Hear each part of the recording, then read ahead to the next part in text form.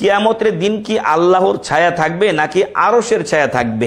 হ্যাঁ, কিছু কিছু হাদিস স্পষ্টভাবে বলে যে ইয়াউমা লা যিল্লা ইল্লা ইয়াউমা সাবআতুন ইউযিল্লুহুমুল্লাহু ফি যিল্লিহি ইয়াউমা লা যিল্লা ইল্লা যিল্লুহু।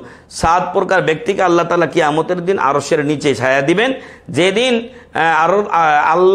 আল্লাহর ছায়া ব্যতীত আর কোনো ছায়া থাকবে না। তো এইখানে আল্লাহর ছায়ার কথা বলা হয়েছে। তো অন্যান্য হাদিসে আরশ শব্দটি আছে, জিল্লুল আরশ, আরশের ছায়া কথাটি এসেছে। ফলে যেখানে আরশের কথা উল্লেখ নেই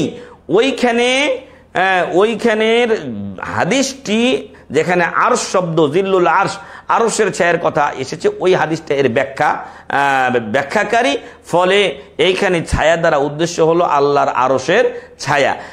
বিপরীত দিকে যদি আপনি বলেন যে আল্লাহর ছায়া, তার মানে আল্লাহ তাআলা তখন অবস্থান করছেন কোথায়? আল্লাহ তো আল্লাহু আকবার, আল্লাহ সবার উপরে, সবার বড়।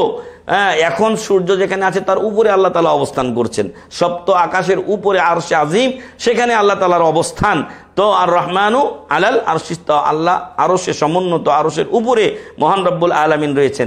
যদি এখন আল্লাহর ছায়া আমি বলতে চাই, তার মানে আল্লাহ সূর্যের নিচে হয়ে যান, নাউজুবিল্লাহি মিন যালিক, যেটা কোরআন ও হাদিস সাপোর্ট করে না।